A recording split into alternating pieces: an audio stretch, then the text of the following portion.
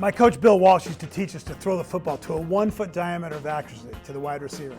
I didn't think of it as a rule. I thought of it as a commandment, something that if I did, it would lead to success. And you know, the 10 commandments can be thought of either negatively or positively. And there's one of them, honor your father and mother, that it may go well with you and live a long life. I don't see that as a negative rule, but as a positive that can improve our lives. Even if our dad's imperfect, we do what God says, and it sets us free to be the best person possible. Honoring your dad, honoring your father is a great thing to do. You know, I remember when my dad had cancer, a few months before he died, I wrote him this list, and I read him all these things I wanted to thank him for in my life. And it was one of the most awesome times of my whole life. Dad and myself and my mom, we had some laughter and some tears as I read him this list. And a few of them were, Dad, thank you for teaching us that we're in God's hands.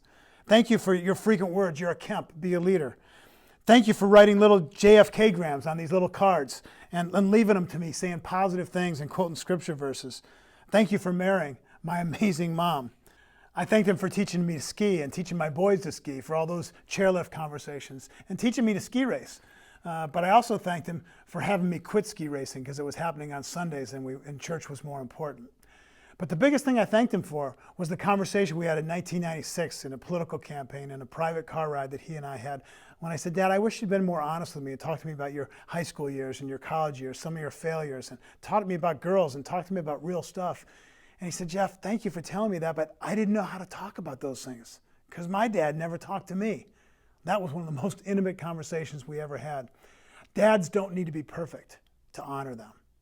So honor your father with a letter, with a note, with a phone call, or with a video. Make a video. Even if he's passed away, make a video to say, thank you, Dad, and praise all the positives. And forget about that negative, and give your frustration over to God. Because honoring a father is a great commandment, and it blesses you. Go to honoryourfathertoday.com, and you can be a part of it all.